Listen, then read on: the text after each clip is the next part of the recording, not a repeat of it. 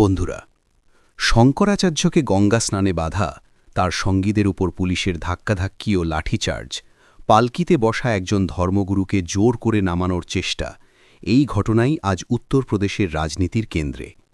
এই মুহূর্তে বিষয়টি গুরুত্বপূর্ণ, কারণ যাকে ঘিরে এই সংঘাত তিনি কোনো সাধারণ ধর্মীয় মুখ নন, তিনি শঙ্করাচার্য। আর যার প্রশাসনের অধীনে এই ঘটনা ঘটেছে তিনি সেই মুখ্যমন্ত্রী যাকে দীর্ঘদিন ধরে সন্তদের সরকারের প্রতীক হিসেবে তুলে ধরা হয়েছে।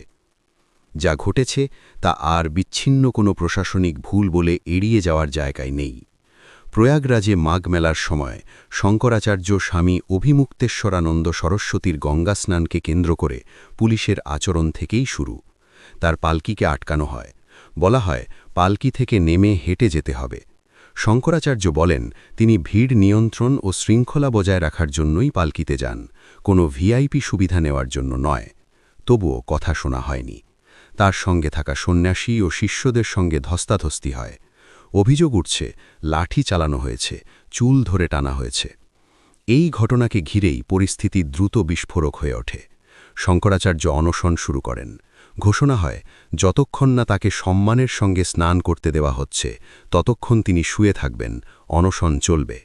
তার সঙ্গে একাত্মতা প্রকাশ করে একাধিক সাধু সন্ত জানিয়ে দেন শঙ্করাচার্য স্নান না করলে তারাও স্নান করবেন না। এই ঘোষণা শুধু ধর্মীয় প্রতিবাদ নয়, এটি প্রশাসনের বিরুদ্ধে প্রকাশ্য চ্যালেঞ্জ। প্রেক্ষাপট আরও গভীর। উত্তরপ্রদেশে সাম্প্রতিক সময়ে একের পর এক জায়গায় সাধু সন্তদের ক্ষোভ জমছিল। নাগা সাধুদের অভিযোগ কুম্ভ ও মাঘ মেলার এলাকায় তাদের জন্য বরাদ্দ জমি দেওয়া হয়নি। প্রতিবাদে তারা ধর্নায় বসেন। সেই ধর্না চলাকালীন প্রশাসনের ভূমিকা ঘিরেও প্রশ্ন ওঠে। অভিযোগ ওঠে কিছু লোক নিজেদের সাধু পরিচয় দিয়ে এসে নাগা সাধুদের লুঙ্গি তুলে পরীক্ষা করেছে তারা আসল সাধু কিনা। এই অভিযোগ শুধু অশ্লীল নয়, এটি সাধু সমাজের মর্যাদার উপর সরাসরি আঘাত। নাগা সাধুদের বক্তব্যে ক্ষোভ স্পষ্ট। প্রশাসনের আধিকারিকরা প্রশ্নের মুখে পড়ে সরে যান, সমস্যা সমাধানের বদলে এড়িয়ে যাওয়ার চেষ্টা করেন। এই আচরণ সাধু সমাজের মধ্যে আরও সন্দেহ তৈরি করে। সরকার কি সত্যিই তাদের সম্মান দিতে চায়, নাকি শুধু রাজনৈতিক সুবিধার জন্য তাদের ব্যবহার করে এসেছে? এই সংঘাতের মাঝেই আরেকটি গুরুত্বপূর্ণ দিক সামনে আসে। শঙ্করাচার্য স্বামী অভিমুক্তেশ্বরানন্দ সরস্বতী প্রকাশ্যে বলেন তার সঙ্গে এই আচরণের পেছনে রাজনৈতিক প্রতিশোধ কাজ করছে। তিনি দাবি করেন এর আগে তিনি উত্তরপ্রদেশে পদপিষ্ট হয়ে মৃত্যুর ঘটনার জন্য মুখ্যমন্ত্রী যোগী আদিত্যনাথের দায় নিয়ে প্রশ্ন তুলেছিলেন। সেই মন্তব্যের পর থেকেই তিনি নিশানায়। এমনকি তার হত্যার ষড়যন্ত্র হয়েছে বলেও তিনি দাবি করেন। এই অভিযোগ প্রশাসনের জন্য অত্যন্ত অস্বস্তিকর, কারণ এটি সরাসরি ক্ষমতার অপব্যবহারের ইঙ্গিত দেয়। সংঘাত এখানেই থেমে থাকেনি। কাশীতে মঠ মন্দিরের ওপর কর আরোপ ও কুর্কি নোটিশ নিয়ে সাধু সমাজে ক্ষোভ তৈরি হয়েছে। তাদের বক্তব্য শতাব্দী প্রাচীন ধর্মীয় প্রতিষ্ঠানগুলিকে বাণিজ্যিক সম্পত্তির মতো ব্যবহার করা হচ্ছে। এই ক্ষোভের সঙ্গে শঙ্করাচার্যের ঘটনার যোগসূত্র তৈরি হচ্ছে স্বাভাবিকভাবেই। বার্তা একটাই, যে সরকার নিজেকে হিন্দুত্বের রক্ষক বলে দাবি করে সেই সরকারই কি আজ সনাতন ধর্মের সর্বোচ্চ গুরুদের অপমান করছে? এই প্রশ্নের রাজনৈতিক গুরুত্ব এখানেই। বিজেপি ও যোগী আদিত্যনাথ দীর্ঘদিন ধরে নিজেদের হিন্দু স্বাভিমানের প্রতিনিধি হিসাবে তুলে ধরেছেন। নির্বাচনের সময় বারবার বলা হয়েছে এই সরকারের সাধু সন্ত নিরাপদ, সম্মানিত। কিন্তু বাস্তব ছবি যদি হয় পুলিশের লাঠিচার্জ, পালকি আটকানো, ধর্নায় বসা সাধুদের অপমান, তাহলে সেই বয়ান কোথায় দাঁড়ায়? এখানেই দ্বন্দ্বটা তীব্র হয়ে ওঠে।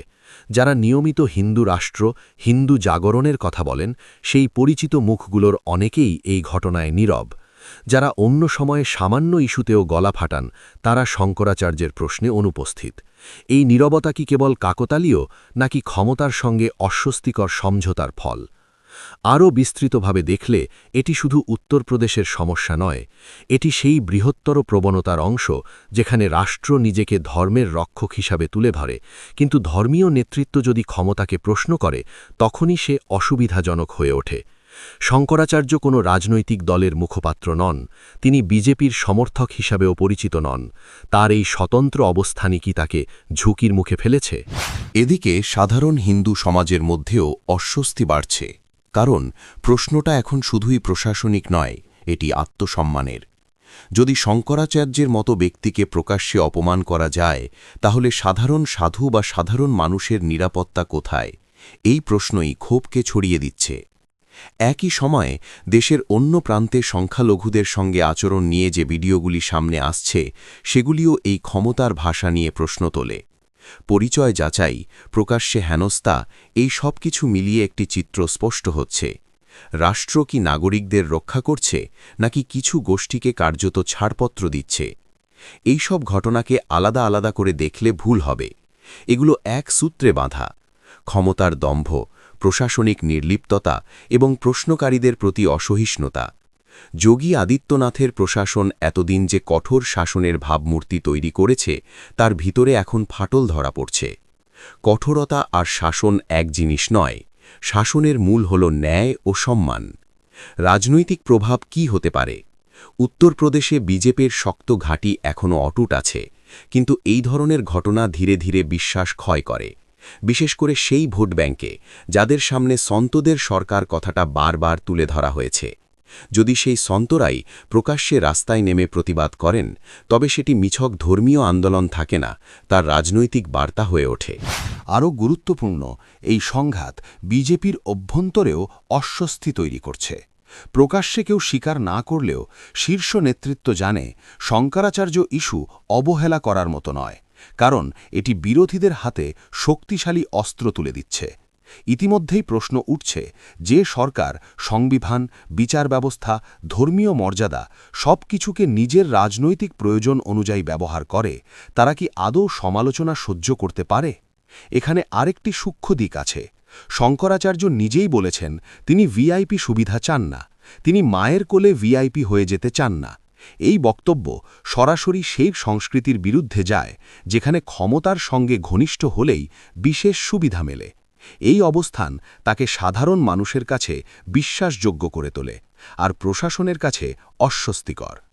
আজ পরিস্থিতি এমন জায়গায় দাঁড়িয়েছে যেখানে প্রশ্ন শুধু যোগী আদিত্যনাথের প্রশাসনিক দক্ষতা নিয়ে নয়, তার রাজনৈতিক নৈতিকতা নিয়েও।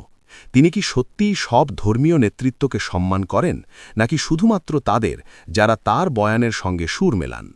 বন্ধুরা, শঙ্করাচার্যের অপমান কি কেবল একটি প্রশাসনিক ভুল, নাকি এটি সেই বৃহত্তর প্রবণতার ইঙ্গিত যেখানে ক্ষমতাকে প্রশ্ন করলেই শাস্তি অনিবার্য? উত্তরপ্রদেশের এই ছবি কি আগামী দিনে আরও স্পষ্টভাবে দেশজুড়ে ছড়িয়ে পড়বে?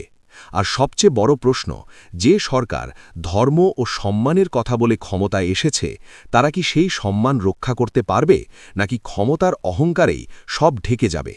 জবাব দেবেন আপনারা কমেন্ট বক্সে, এবং আমাদের বিশ্লেষণ ভালো লাগলে রিসার্চ বাংলা নিউজ ইউটিউব চ্যানেলটিকে সাবস্ক্রাইব করে আমাদের পাশে থাকুন। ধন্যবাদ।